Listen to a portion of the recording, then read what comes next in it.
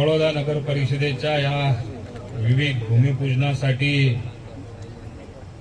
खास करून उपस्थित असलेले आता ज्यांनी आपल्याला सगळ्यांना मार्गदर्शन केलं ते आमचे मित्र, मार्गदर्शक, आदरणीय जयकुमार भाऊ, ज्यांच्यामुळे मला विधानसभेमध्ये जायची संधी प्राप्त झाली, ते आपले मार्गदर्शक आदरणीय भैयासाहेब, ज्यांच्यामुळे खरं तर मी पहिल्यांदा भैयासाहेब, राजेश दादा सारखा पहिल्यांदाच आमदार झालो. राजेश दादा सारखा आमदार झाल्या झाल्या पहिल्यांदाच मंत्री सुद्धा झालो आयुष्यात. मंत्री झाल्या झाल्या पहिल्यांदाच मला पालकमंत्री जीवनामध्ये प्राप्त झालं आणि पालकमंत्री झाल्यानंतर पहिल्यांदा अंबळनेर सोडून पहिल्यांदा माझ्या जीवनामध्ये तेही तळोद्यामध्ये भूमिपूजन सुद्धा पहिल्यांदा झालं.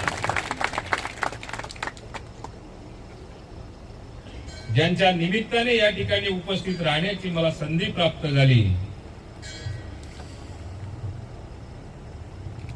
अतिशय मृदू स्वभावाचे, स्वतः शिक्षित असलेले,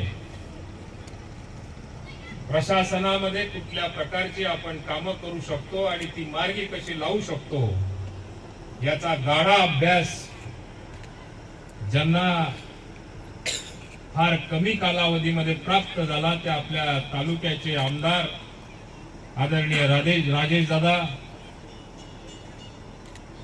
मागच्या कार्यक्रमामध्ये मी थोडंसं बोललो, चंदू भैयांनाही आपलेसे वाटतात, जयकुमार भाऊंनाही आपलेसे वाटतात, म्हणजे शिवसेनेलाही आपलेसे वाटतात, भाजपलाही आपलेसे वाटतात आणि पालकमंत्री आणि राष्ट्रवादी म्हणून मला जर का विचारलं तर मलाही आपलेसे वाटतात. या दोघांपेक्षा मात्र न्याय देण्यामध्ये मी पुढे राहू शकतो. पक्षीय दृष्टिकोनातून म्हणतोय, बाकीचा नाही कुठला. ते अतिशय उच्च कोटीचा स्वभाव असलेले नवापूरचे आमदार आदरणीय शिरीष दादा म्हटल्यानंतर थोडसा अडचण होते आम्हाला कधी. इकडे आल्यावर फुलदावाला आलो मग शिरीष दादा नाव म्हटलं की मला तिकडे आलं तर मला काढतील का अंबळनेरच्या बाहेर पडलं. या कार्यक्रमाला खास करून सकाळपासून आमच्या सोबत सातत्याने काम करतायत, सातत्याने संपर्कासाठी प्रयत्न करतायत ते राष्ट्रवादी काँग्रेसचे जिल्हाध्यक्ष अभिजित भाऊ, मुंडे साहेबांबरोबर ज्यांच्या बरोबर मी काम केलेलं आहे, मुंडे साहेबांबरोबरही काम करावं लागायचं, गडकरी साहेबांबरोबरही मला काम करावं लागायचं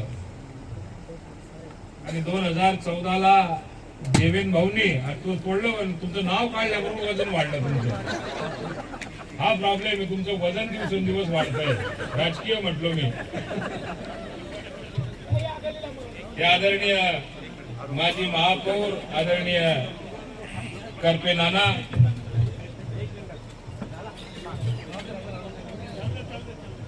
या कार्यक्रमाला खास करून ज्यांनी आयोजन केलं त्या आपल्या नगरपालिकेचे माजी नगराध्यक्ष अजय भैया. मी आता सगळ्यांची नावं घेत नाही, पण व्यासपीठावर उपस्थित असलेले सर्व सन्माननीय पदाधिकारी, उपस्थित बंधू भगिनी, पत्रकार मित्रांनो, मी राजेश दादाचं कौतुक याच्यासाठी सुरुवातीला केलं की या पद्धतीचं काम तुमचं 2.5 वर्ष विरोधात राहून सुद्धा आपण ज्या कामाचा या नगरपालिकेच्या माध्यमातून कामाचा ठसा उमटवला राजेश दादा, हा ठसा मला सुद्धा आमच्या तालुक्यामध्ये आजपर्यंत उमटवता आला नाही. फार मोठी गोष्ट असते. 2.5 वर्ष आमचं जरा बरं होतं, मध्ये असे बेहाल केले तुम्ही दोघांनी आमचे, तिघांनी म्हणला तरी चालेल. 1 वर्ष एक खडकूनही मिळाला आम्हाला. त्यावेळेला आम्हाला त्या 2.5 वर्षाचं महत्व तुमच्या बाबतीमध्ये समजलं असेल की बा यांचं काय झालं असेल. आणि तशाही परिस्थितीमध्ये मी ज्या वेळेला यादी बघत होतो, विकासाच्या माध्यमातून आपल्या नगरपालिका क्षेत्रामध्ये कामांचा वर्षाव ज्या पद्धतीने लागोपाठ मागच्या 3.5-4 वर्षापासून राजेश दादाच्या माध्यमातून आपल्यापर्यंत पोहोचवला जात होता, खरोखर मला त्याचं कौतुक वाटतं. आता जयकुमार भाऊंनी आपल्याजवळ यादी वाचली. हातोडा रस्ता असेल तर 4 कोटी, शिरोरा रस्ता असेल तर 2 कोटी, शहादा रस्ता असेल तर 4 कोटी, आदिवासी नाट्यगृह 1.5 कोटी, त्याच्यानंतर ज्येष्ठ नागरिकांना हॉल बांधला असेल तर 1 कोटी. पुढचा जर का विचार केला, गोपीनाथ मुंडे लॉन्च जर का केली असेल तर 1 कोटी. याची बेरीज मारल्यानंतर ती 13.5 कोटी निघाली. म्हटलं आज काय विशेष आहे असा प्रश्न पडला. आणि त्याच्यानंतर बघितलं तर ठेवायची पाण्याचं नियोजन कसं ठेवायचं, आणि ते पाण्याचं नियोजन आता एवढी मोठी योजना आपण लावली असेल तर त्याच्यासाठी तुमची नगरपालिका भाग्यवान असेल की त्याचा 1ही रुपया विजेचा थकलेला नसेल. थकलेला नाही ना? थकलेला आहे. कितक थकेल गेले? 1 कोटी रुपये थकेले, मग काही जास्त नाही. ज्या वेळेला तो नगराध्यक्ष आणि आमदार गावामध्ये सापडतो आणि त्याला जर का विचारलं जातं की तो एमएससीबी वाला भाऊ जातो आणि पहिल्यांदा त्या ज्या ठिकाणी त्याला लिफ्ट केलेलं असेल पाणी, जिथून त्याचा उपसा करायचा असेल त्या डीपीवर जातो, पहिला त्याचा आकडा कट करून येतो. आकडा कट झाला तर नागरिक म्हणतात 3 दिवस झालं पाणी आलेलं नाही, 4 दिवस झाले पाणी आलेलं नाही, पाणी झालं, पाणी पाणी पाणी पाणी, लगेच पाण्याचं वातावरण. आणि आपले समोरचे विरोधक जे असतात ते सुद्धा त्याचीच वाट बघत बसतात की कधी यांचं कनेक्शन कट होतं. आणि ते कनेक्शन ज्या वेळेला कट होतं त्यावेळेला प्रामुख्याने आपल्याला काम करत असताना त्या ठिकाणी त्या नगराध्यक्षाला, त्या आमदाराला त्या गोष्टीचं फार मोठं टेन्शन असतं.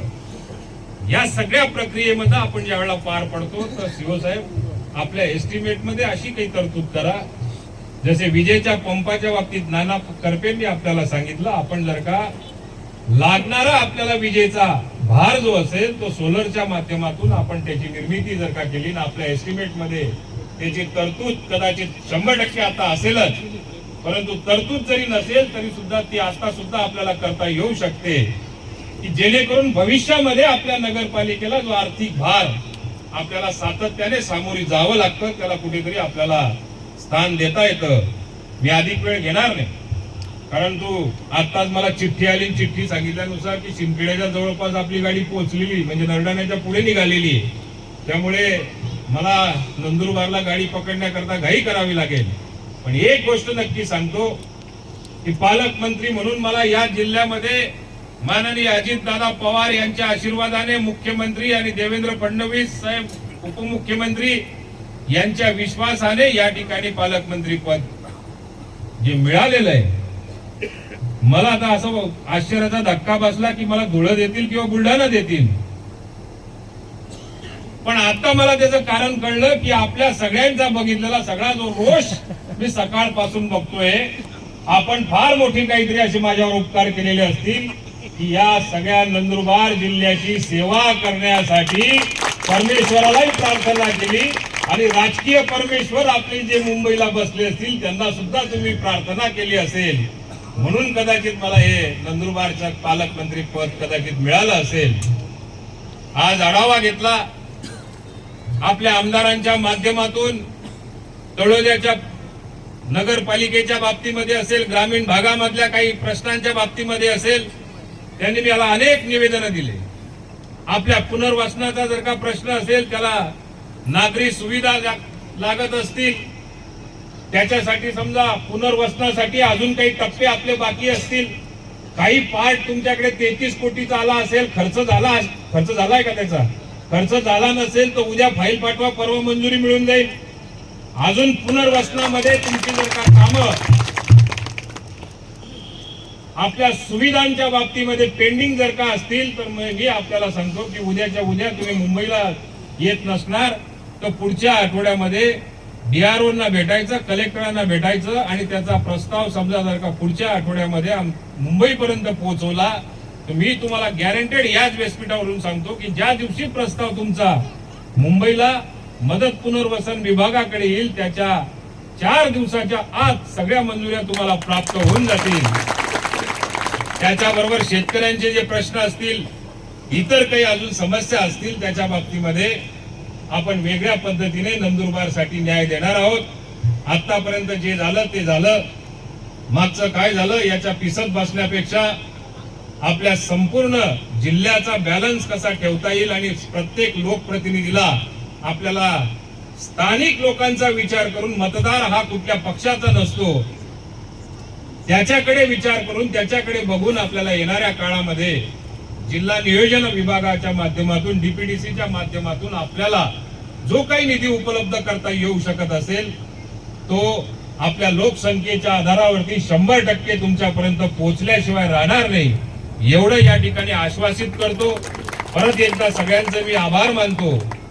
मला नव्हतं वाटत की तळोद्याला गेल्यानंतर इतकं सुंदर गाव आणि माझ्या जीवनामध्ये मिस झालं होतं. पुढच्या वेळेला जयकुमार भाऊ, माझी अशी आग्रहाची विनंती असेल की पुढच्या वेळी जर का आलो तर तळोद्यामधून आपल्याला मुक्काम ठोकावा लागेल किंवा निदान किमान इथून जेवण करून बाहेर जावं लागेल. इतकं चांगली संस्कृती असलेलं गाव, उत्कृष्ट असं गाव, सजवलेलं गाव जे आज मला बघायला मिळतंय. राजेश दादा, तुम्ही चांगली मेहनत घेताय. आपल्या मतदारांचं मन जिंकण्याच्या दृष्टिकोनातून फार मोठी विकासाची गंगा आपण तळोद्यामध्ये आणि आपल्या मतदारसंघामध्ये आणण्याचा जो प्रयत्न करताय, मी सॅल्यूट करतो तुम्हाला. आपण पहिल्यांदा दोघं जण निवडून आलेलो आहे. शिरीष दादा, तुम्ही समजा जर का थोडंसं आमच्यापेक्षा बरं आहे तुमचं, पण आम्ही दोघं पहिल्यांदा निवडून आलेलो आहे. पहिल्यांदा जर का निवडून आलेला व्यक्ती असेल तर त्याला मंत्रिमंडळात कोणताही मंत्री असेल तर त्यांनी सहकार्याची भूमिका ठेवली पाहिजे. आपल्या आमदारांना मी आपल्या सगळ्यांच्या साक्षीने या ठिकाणी शब्द देतो की मदत पुनर्वसन विभाग सोडून सुद्धा आणखी काही मदत करता आली तर सदैव मी त्यांच्या सोबत राहील. एवढं बोलतो आणि थांबतो. धन्यवाद.